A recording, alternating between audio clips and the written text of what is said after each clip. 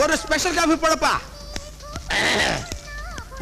వడక స్వామి ఏం కావాలా? ఆరుముఖం నేతి పెసరటోటి కాస్త దోరగా వేయించి ఇదిగో సన్నగా ఉల్లిపాయ ముక్కలు, అలాగే ఇదిగో సన్నగా అల్లం ముక్కలు, అలాగే ఇదిగో జీలకర్ర బాగా దట్టించి పచ్చిమిరపకాయలు వద్దు సుమా, అటు రోస్టు కాకుండా ఇటు పేస్టు కాకుండా మధ్యస్థంగా మహత్తరంగా ఉండాలయా.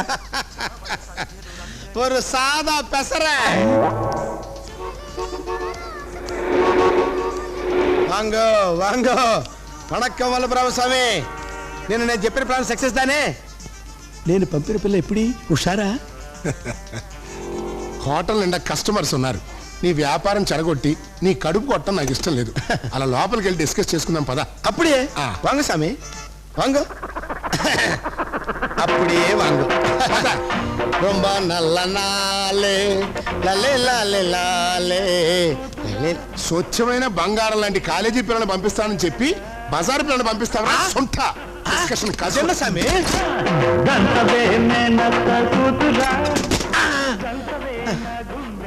డిస్కషన్ అంటే ఇదే స్వామి.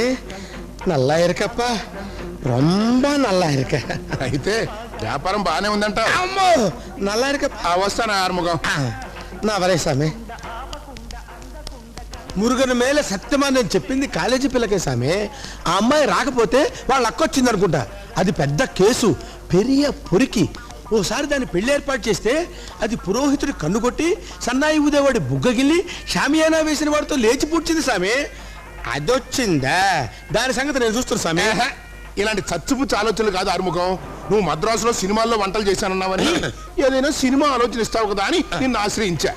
నా మనవడు టక్కున ప్రేమలో పడిపోవాలయ్యా. దానికి ఏదైనా వెరైటీగా ఓ న్యూ వేవ్ ఆలోచన ఉంటే చెప్పు. న్యూ వేవ్ ఆలోచన నా తరై. అడ్వాన్స్ కొట్టండి. ఎంత? ఆ చెవిటి పడేయండి.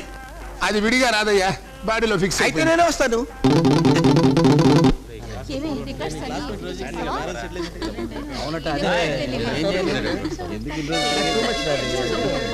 ప్రవరాక్షులు వస్తున్నాడు. ఇక వరుదున్నే చూడాలి.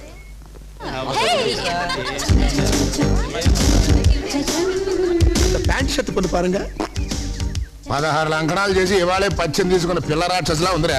ఏం లాభం లేదు. అంత సల్వార్ కమీజ్ పొన్ను జూలోంచి తప్పించుకుని రెడీమేడ్ షాపులో దూరి డ్రెస్ ఎత్తుకొచ్చిన ఉర్రాంగ్ టాంగ్ జాతి కోతిలా ఉందిరా. నప్పదు.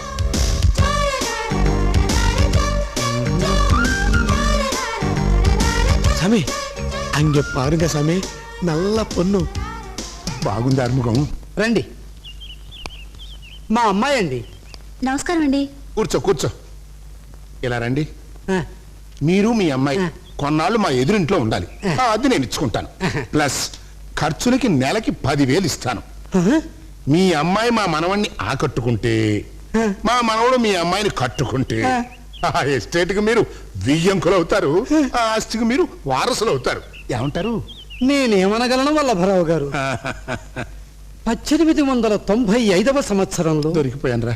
ఫ్రాన్స్కి చెందిన నికోలాస్ జాన్ లూమియర్ సోదరుడు మొదటిసారిగా సినిమాని తెర మీదకి ఎక్కించినప్పుడు, ఆ ప్రేక్షకులు వారిని ఆకాశానికి ఎత్తేసినప్పుడు ఆ ఆనందంతో ఆ సోదరుడు ఏమనగలిగారు?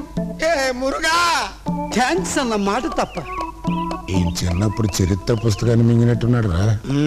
రేపటి నుంచి రోజుకో పేజీ త్రేయించాడంటే మనం చేస్తాం. కళ్యాణం కానిండి సామె. చరిత్రలో పేర్లే కాదు, ఆయన పేరు కూడా ఆయన గుర్తుండకుండా నేను చేస్తాను కదా. నా తరై 1895వ సంవత్సరంలో చార్మినార్ నుంచి తాజ్మహల్ వరకు నడిచెళ్ళిన కుతుబ్ షాహీ మీర్. నా తరే పగల రానివి నీవే, వయసు కాడను నేనే, జోడుకుదిరెను జోడుకుదిరెను మేడ దిగిరావే. ఓహో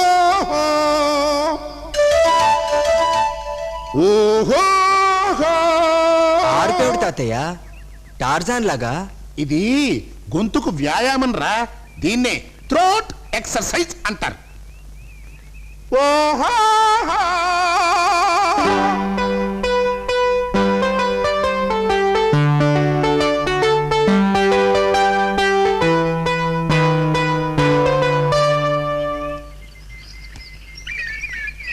ఇది చాలా అన్యాయం అండి. మీ మనవడు మా అమ్మాయిని నానా చివాట్లు పెట్టాయట. తను జన్మలో ఈ పెళ్లి చేసుకోనని ఖరాఖండిగా తేల్చి చెప్పేశాట.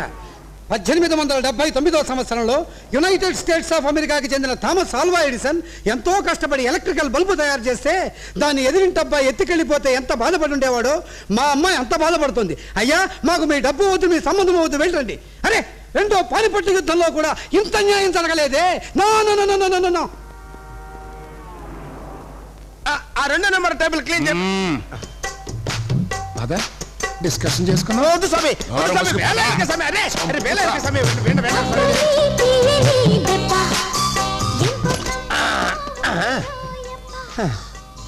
అమ్మా, అయ్యో, అమ్మా, స్వామి, మొదటిసారి మెల్లగా 4 దెబ్బలు కొట్టారు, తట్టుకున్నా. ఇప్పుడు రెండోసారి అదే టైప్లో కొడతారనుకున్నాను. గట్టిగా ఈర ఉతుకుడు ఉతికితే ఇంకో కొత్త ఆలోచన ఏమైనా ఉంటే చెప్పి చావు.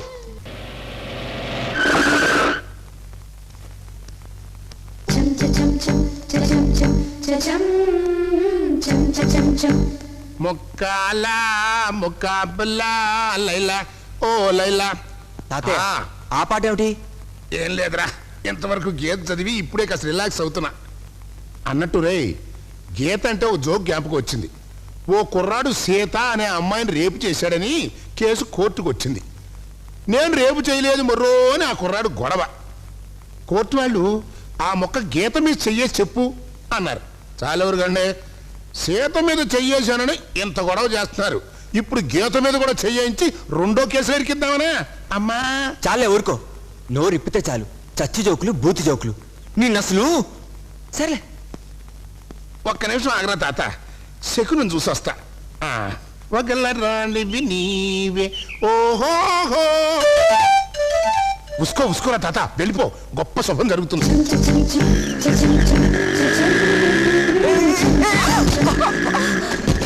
ఏమండి, మీ మనవడు చాలా మొండిగటంలా ఉన్నాడండి. మా చెల్లిని ముక్క చివాట్లేసి పోలీస్ కంప్లైంట్ ఇస్తానని జడిపిచ్చి మరీ వెళ్ళాడు. అదేమో మీ ఇల్లొద్దు, ఈ పెళ్ళొద్దు, ఈ చివాట్లొద్దు, పదవే పోదామని ఒకటే గొడవ. సరే అయితే ఏం చేస్తాం, బయలుదేరండి. అంతేనా? ఇంకో మాట ఏం లేదా? అంటే అదే, ఇంకో మాట ఏదైనా ఉండొచ్చు కదా, చెప్పండి, పర్వాలేదు. ఇంకో మాట అంటే? చెప్పండి, పర్వాలేదు, ఇంకో మాట చెప్పండి. ఏమిటి నువ్వు అనేది? ముసుగులు ముద్దులాట ఎందుకు గాని ఇటు చూడండి. నాకు మా ఆయన లేడు, మీకు మీ ఆవిడ లేదు. మీకు కాస్త తోడుగా ఉంటాను. మీరు అంటే మీ భార్యగా ఈ ఇంటి కోడలు అవుదామనుకుంటున్నాను. నీ అనుకోవటం అంటేంచా? నేను అన్నావు అంటాను. గిడచబారిపోయిన మట్ట గిడచ మొహం నువ్వు ఈ ఇంటి కోళ్ళ అవుదాం అనుకుంటున్నావా? ఒక్కసారి ఆ భవంతిని చూడు, నిన్ను నిలువున చీల్చి గాలిపటం కట్టి ఎక్కడేస్తా. బయటికి, లేకపోతే కుక్కలు నుంచి కలుపుతా. తంబి, అందావ టేబుల్ క్లీన్ பண்ணோ. క్లీన్. కోపంగా వస్తున్నాడు, రేడియో సౌండ్ పెడతాడు, నా బెండు తీస్తాడు. రాండి సామే, నల్ల కాఫీ ఇస్తున్నా. అవును, ఇక్కడ రేడియో ఏమైంది? అది నల్ల బేరం వస్తాడు, 2 రూపాయలకి అమ్మేస్తుంది. ₹2 అమ్మేశావు, అయితే మంచి లాభమే వచ్చుంటుంది. డిస్కషన్ చేసుకుందాం పద. అది రేడియో లేదు కదా స్వామి. రేడియో లేకపోయినా డిస్కషన్ ఆగదు స్వామి. అంతేనంటారా స్వామి? పద పద. చిన్నపిల్లలాగా రేడియో లేకుండా డిస్కషన్ ఏంటి స్వామి? గ్రైండర్ ఆన్ చేస్తారా స్వామి? నీ పాపం పండెను లేదు.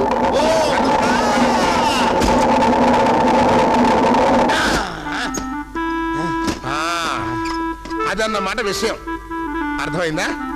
అర్థమైంది స్వామి. గ్రైండర్ వల్ల ఎన్ని ఉపయోగాలు ఉన్నాయో అన్ని అర్థమైనవి స్వామి. స్వామి, ఆ కర్రీటి,